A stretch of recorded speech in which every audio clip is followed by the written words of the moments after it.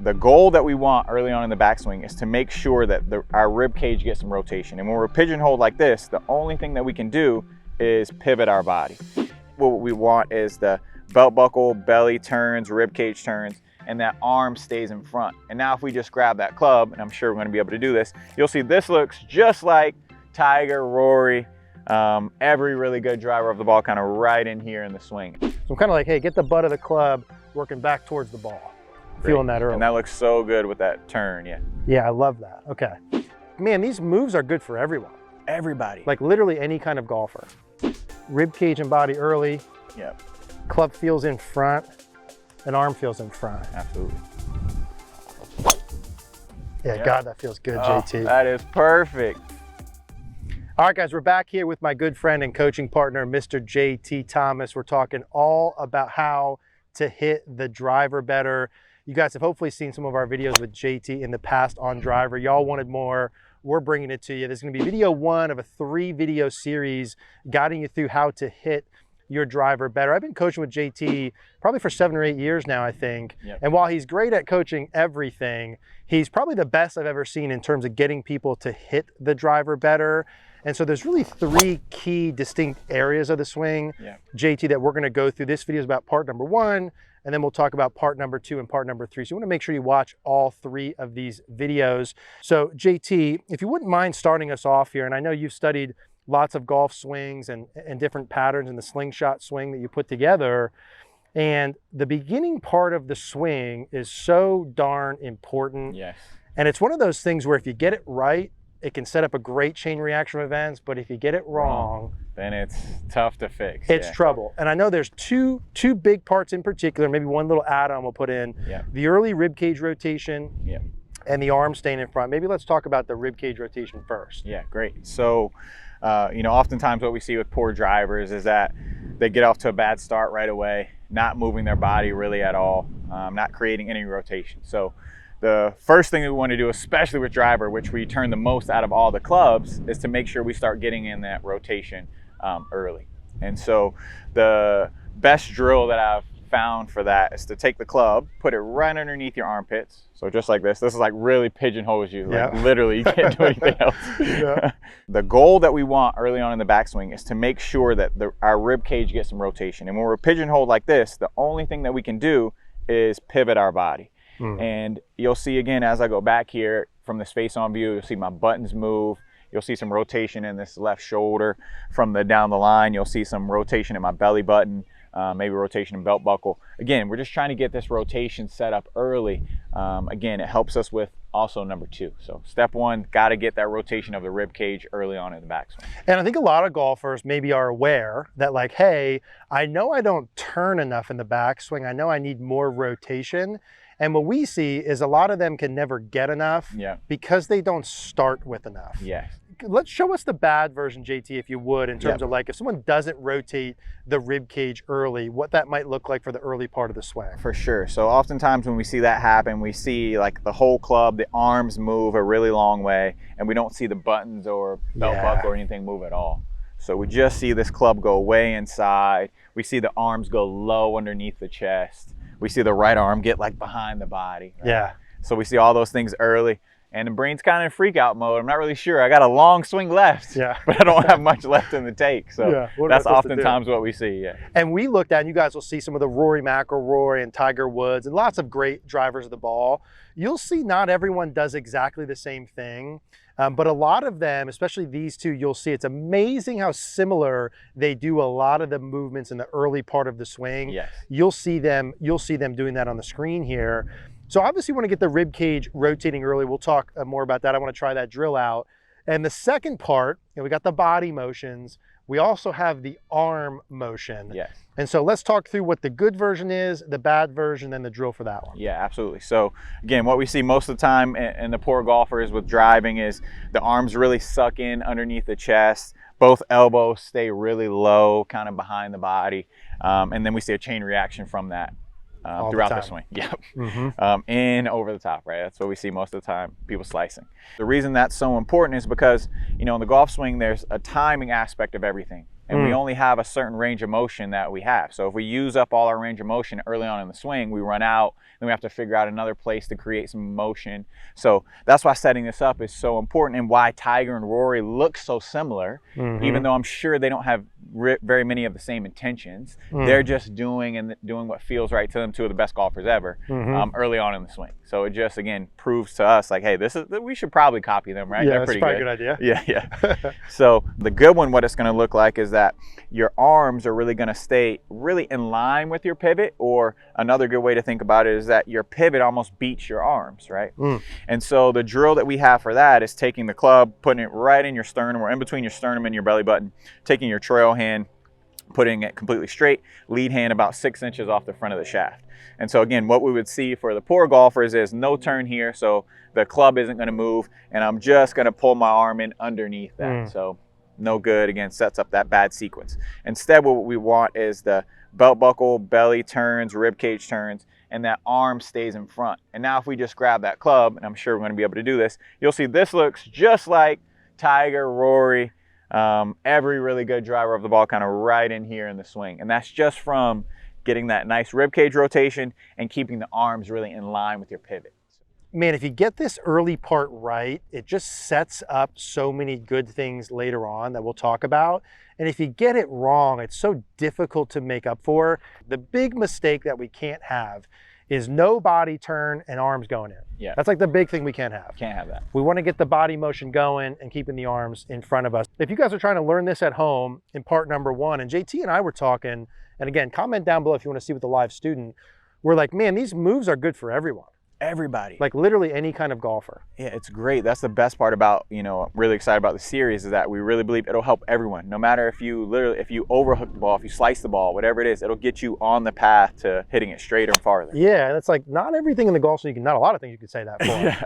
So if I take am I doing this right here? I got the club just kind of up underneath the armpits. Pinned underneath the armpits. Okay. It should feel very pinned. It should feel like you can't do anything but. I feel like when I'm holding my dog, it's just kind of like the arms are hanging out like this. Okay. I got nowhere to go. Baby, yeah, exactly. So the point of this is like it takes my arms out of play, essentially. Is that right? Yes. So I've got to feel like to move back. Yeah, this is so good. I immediately have no choice when I go back, but to feel, and I'm feeling that like rib cage almost in my spine a little bit. Yes. Like turning back. Okay. Yep. So right in the midsection, yeah, like if you were wearing a big striped shirt, right in there. Yeah. Okay. And JT, as I'm doing this, just for general reference, we're talking about doing this drill and having the arms in front. We're going to show those players kind of from here until about the hands are hip high-ish. Exactly, until the hands are hip high, yeah. And so as I'm doing this, is there a general checkpoint, or does it not matter? Like, hey, am I kind of trying to get this back, like, I don't know, 30, 45 degrees? Yeah, I would say anything between like 40, 50 degrees is good. 40 to 60 degrees, let's say, yeah. Okay, so if I'm starting with my butt of the club at the target and the ball, let's say we're like 90, I'm trying to get at least halfway between the two. At least halfway there. Okay, so I'm kind of like, hey, get the butt of the club working back towards the ball. Great. Feeling that early. And that looks so good with that turn, yeah. Yeah, I love that. Okay. And a lot of you guys, when you're doing that and you take the club in, and I just start to feel that general motion, like, whoa, that feels different than normal. I'm used to getting this thing going by sucking the arms and club back, right? It's like it takes a long time to actually be able to move the club that far. And so many people struggle with, that's why I think this is so cool about fixing it. So many people are quick, right? You literally can't do that quick. Yeah. It's hard. Maybe I would do this to start with before we get to the arms. Get a feel, just gonna have my arms in front of me. Yep. Get a feel for turning, and then I'm gonna hit, and I'm gonna feel that same thing here. Yep. So I'll take my normal setup. I feel this rib cage and sternum turning. And again, if you're used to this motion, right? Yeah. I like that. It's gonna feel like it takes a lot longer. It's gonna feel like it takes a lot longer. One of the things I really like, guys, if you watch the videos with JT, and he said to me that was such a light bulb moment. He's like, Eric, it's not just what you do in a swing, it's when you do it that matters. And I'd never really heard someone talk about that, and you really helped me understand that a lot of the when you do it and how much you do it. It's not just what you do. Exactly. Very, very not cool. Just what you do. So I'm gonna hit one with that same thing. I'm gonna go for like a little cut off that clock. Love it. Kind of rib cage rotation early for one. Rib cage, and you see a lot of guys doing that pose there. Let's try that same feel. Rib cage rotation early. That's 10 out of 10 for me. That's pretty good. That's like a little low cutter, kind of right down the middle. Yeah. So, and I noticed for me, JT, like if anything, my tendency, like a lot of people who are maybe watching, Like, you know me back when we first started, right? Like, oh, for sure. I want to get the club head going and my body not turning. So it definitely feels like, hey, I've got to be patient, you know, in the beginning, let my body go and almost be comfortable being uncomfortable with this leading the way. So once I get a general feel for this you said somewhere between belly button and sternum, and I'm holding with my right hand. Right. Yep. Trail hand, arms completely straight. And this one goes kind of like in front of it. Yeah, in front of it. Yeah. Okay. Half a foot in front of it there. And I'm trying to feel the same. Exactly. You're feeling the same thing. Exactly. You're just incorporating where your arms are in that space. So you don't want to get your lead arm closer to that shaft, right? So when you do it bad and you would rush it, exactly. Okay. So you would get it close. Yeah. Okay. Yeah. So I would have no turn and just the arms going. Exactly. Yeah. So I'm allowing the body to lead the way, keeping the arms in front. The bad would be the under, you're saying? Yes. Got it. Bad would be the under. And again, that's just so important for when we get to phase 2, we will, but that's how we set up this early part, just to make it very simple for us to get to these next step of the swing. Yeah, and for you guys watching our next video, in the next one, we're gonna talk about how do you go from here to the top, and then in the third one, the downswing and transition. But when I'm doing that, I feel in my head, whether I look like it or not, I feel like the Rory and the Tiger and like the Greg Norman and Jack Nicklaus, all these great drivers of the ball who've got good turn, they've got good width right on the way back. It really feels good to get the body going and having the arms in front. This feels yeah. There ain't nothing, you know what I mean? There's nothing good about that. That doesn't feel good at all. No. So same thing, I do like 1 or 2 rehearsals, get a feel. And that helps so much with the face too. You notice when you're doing that, right? Yeah. So many people struggle with the face early on, get it too open or get it too shut or whatever it may be. Let me see if I can hit with the same feels here, JT. So rib cage and body early. Yep. Club feels in front and arm feels in front. Absolutely. Yeah, God, that feels good, JT. That is perfect.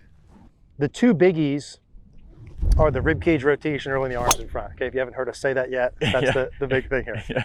And it's easy to overlook that. That can almost sound too simple, but most of the really good things about a golf swing are simple. You just have to get good at the basic stuff, right? Maybe not easy, but simple. Simple for sure. Club face is a big thing, right? We talk a lot about that. A lot of golfers, and maybe if you hit like weak right shots, especially a ball that's curving right, we see a lot of golfers, JT, had you mentioned, get the club face too open, especially too early, either on the way back or down. And that'd be defined by, let's say, the toe behind the heel, club face up towards the sky. One of the nice things, and this should happen for free, right? JT's like, hey, if you do the moves good, you get this automatically. But kind of a nice thing to just like have as a checkpoint. When we're doing these rib cage rotation early, arms in front, notice Rory and Tiger, maybe me, maybe we'll do a triple screen, how all of us, 3 great drivers of the golf ball, have that club face slightly tilted down, toe in front of the heel, just like square to the arc. It's not rolled way open, it's not tilted way down. So just as you guys are doing this, that's a nice little piece to kind of keep in mind there of the club face, you know, kind of slightly tilted down. JT, from the down the line angle when we're doing this as a general reference, you like to see the club head kind of like in line with the hands-ish? Yeah, in line with the hands-ish is good. Anywhere between like a club head length inside or outside is good, right? So maybe one whole club head slightly there, one whole club head slightly there. Either that's good, because we just don't want a lot of torque on the club early, right? We want the body moving the club. We don't want the hands moving the club. That's what happens early on most of the time, is that we get that too much hand action. Getting the swing started correctly matters a lot. And if that's true, how you set up to it also is relevant. Some of the things you guys want to check for, right? From a ball position perspective, I think there's a big 3. You know, the ball position is going to be roughly between the logo and the armpit. That's a nice place to put it. Too far forward or back can cause issues. He's going to have some tilt at the setup. So the shirt buttons will be slightly behind the hips. We'll talk more about that in video 3, because there's some tilt. And then from a feet width perspective, you'd see the ankles outside of the shoulders. And you'll see the same thing with Rory. JT, I like how you said that. Can you kind of tell them what you told me about the setup? Everything on your lead side is going to be higher than everything on the trail side.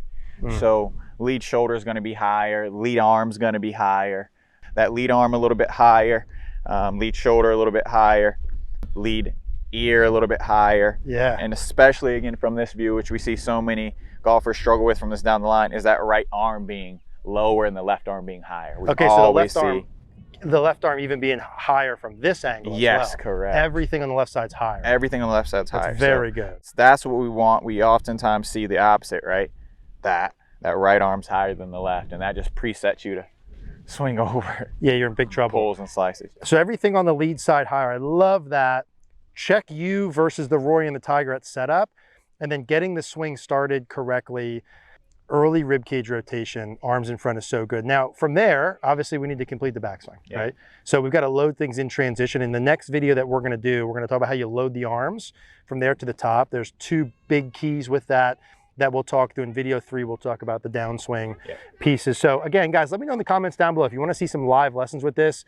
JT and I are considering doing that. Maybe even if you want to come do that. If you want to check out JT's info, I can't highly recommend you getting with him if you can in person. He's all over the world. We'll put his info down below if you want to contact him. We do our online coaching through cogornogolf.com. We are also on the road to 400,000 subscribers, and we would love for you to click that subscribe button. Let's go. I know it's a lot of asks to do, but if you could do that, we would love that. Yeah, let's get ready for video number 2, how to finish the backswing. Let's do it. Appreciate you. Thanks, bro. Yes, sir.